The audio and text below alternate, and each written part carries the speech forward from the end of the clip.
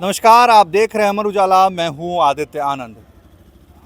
सांसद पप्पू यादव एक बार फिर से सुर्खियों में हैं। आज वह पटना पहुंचे हैं। पटना पहुंचते ही उन्होंने प्रेस वार्ता बुलाई।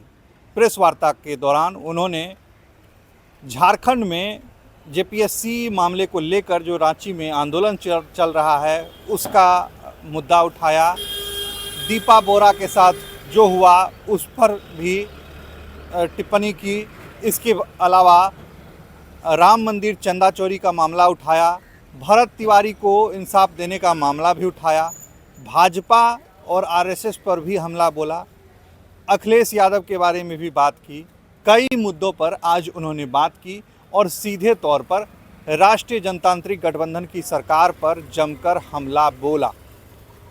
सदन में जो इन दिनों चल रहा है उस पर भी पप्पू यादव ने बात की। आइए जानते हैं पूरी बात पप्पू यादव ने क्या क्या कहा। और दो सवाल हैं देश के, जो लगातार सरकार का जो डबल गेम है, डबल रोल है, डबल कैरेक्टर है, सरकार और विपक्ष दोनों का जो डबल कैरेक्टर है, डबल रोल है, और अन्य नेताओं का भी जो डबल कैरेक्टर है, वह आम जनता उससे परेशान है। आम जनता की स्थिति बिहार की जितनी बुरी है, मैं समझता हूं कि हिंदुस्तान में कहीं भी इतनी बुरी परिस्थिति नहीं आ रहा है। इसीलिए आज मैं आप सबको कि मैं सही जानकारी आपको दे पाऊँ बिहार के बारे में आपका समझना वो बहुत जरूरी। कैसे दिग्भ्रमित किया जा रहा है बच्चों की स्थिति को,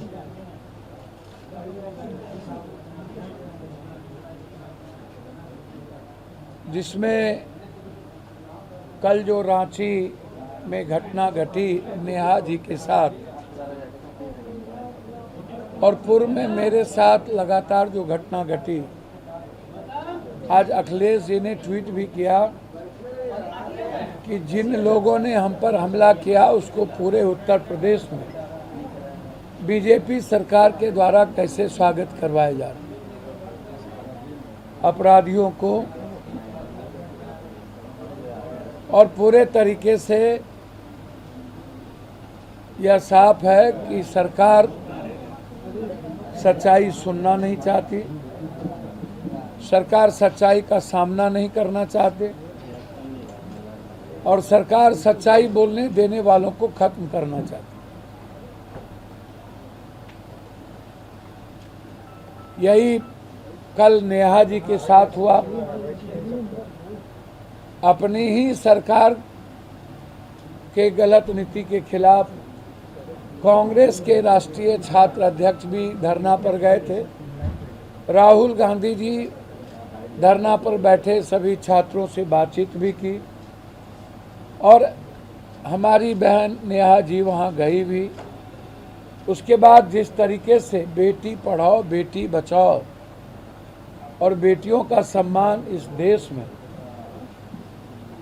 आंदोलन के बाद जिस तरीके से बेटियों पर हमला, रीचा बेटी पे हमला, गाजियाबाद में उसके घर पे हमला, जो बेटी आंदोलन में थे उसका वीडियो निकाल के बजरंग दल विश्व हिंदू परिषद के लोग लगातार उसके साथ छेड़खानी करना।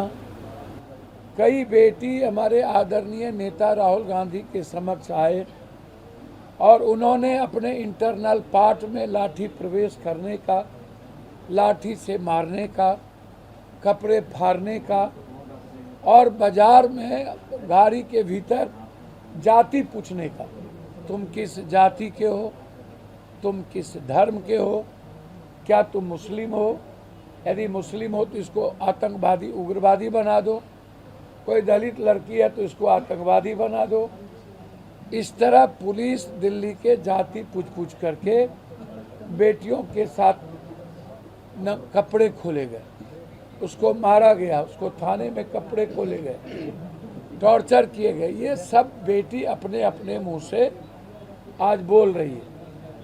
और पूरे तरीके से पूरे देश में जहाँ जहाँ आंदोलन हुआ, हमने जब मैसेज दिया कि जितने 21 बच्चे आत्महत्या किए हैं, सभी बच्चों को 50-50 हज़ार रुपया, और जितने बच्चे घायल हुए हैं, जिसको तंग किए जा रहे हैं बच्चे बेटी को, उसको 50,000 रुपया, तब और भी सामने आ रहा है कि कितने लोग घायल हैं, कितने लोग जेल में हैं, कितने लोगों का दुकान टूट गया, जंतर मंतर पर दुकान पुलिस के द्वारा लूट लिए गए। ये सारे सवाल सामने में आ रहे हैं। इसीलिए बिहार की स्थिति सबसे ज़्यादा भयावह स्थिति बनी। परिणाम यह था कि हमारे बच्चों पे बुरे तरीके से पीटे गए, बुरे तरीके से बेटियों को तंग किया गया, जेल भेजा गया, फिर सुप्रीम कोर्ट के हवाले दे करके उससे जेल से नहीं निकाला गया।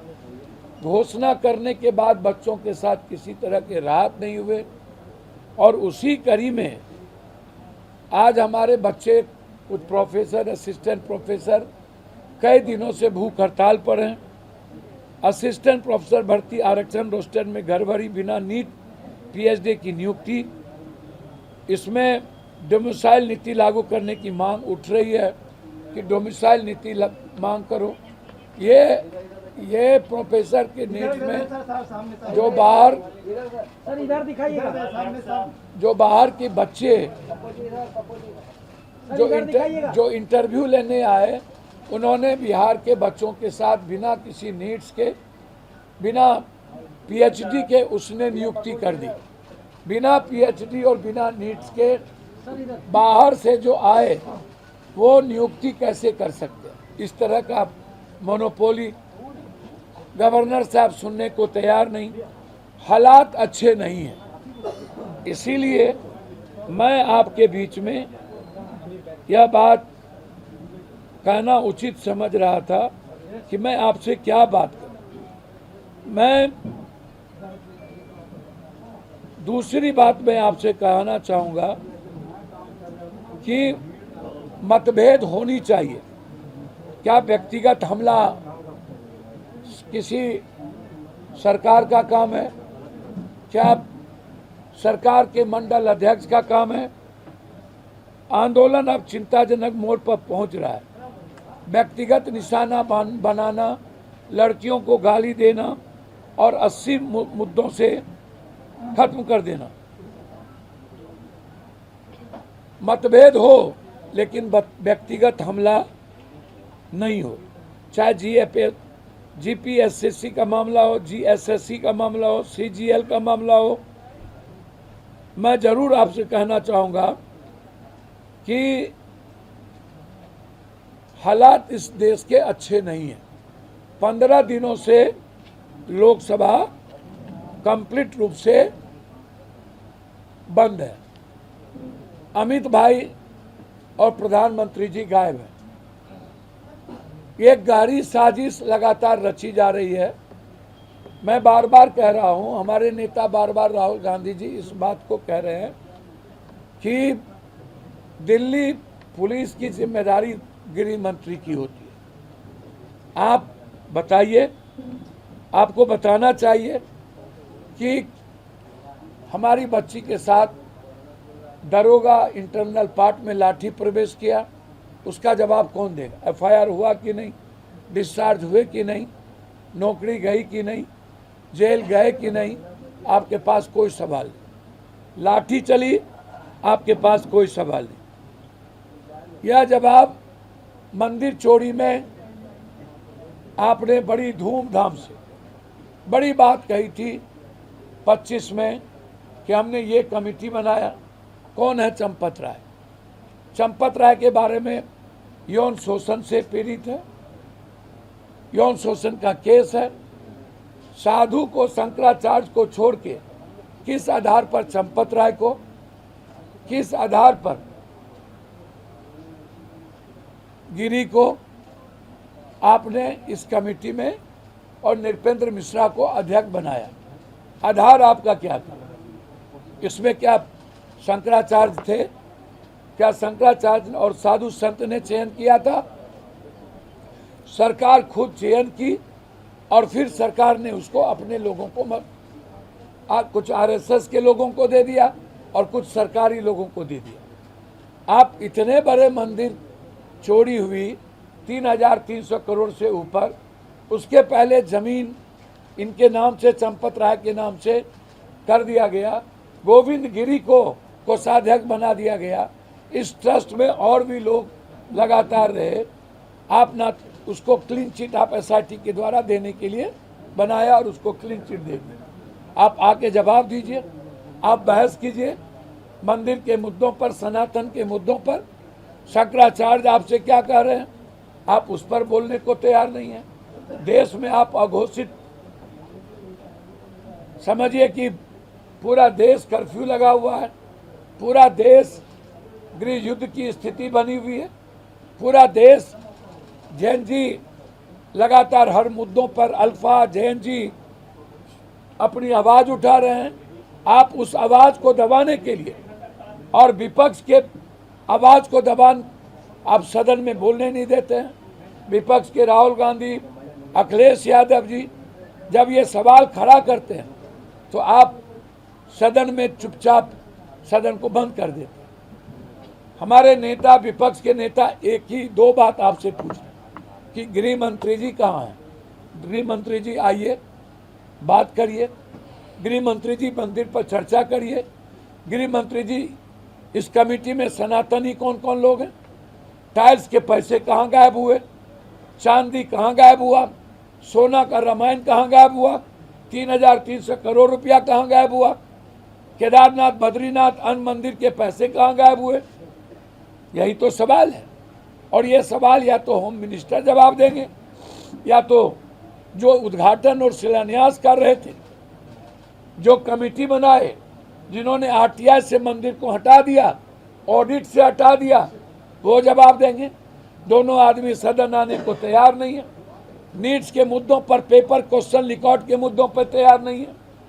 आप, सरकार हमारी है झारखंड में, तो बीजेपी को, नेहा जी को क्या ईंट फेंकना चाहिए? क्या हमारे छात्र अध्यक्ष का विरोध करना चाहिए?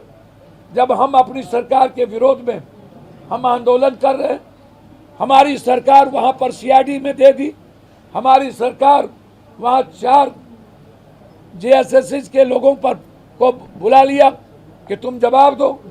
हमने कह दिया कि हम वार्ता करेंगे। बच्चे के पास मंत्री गए, हमारे मुख्यमंत्री ने कहा कि घर आने दो।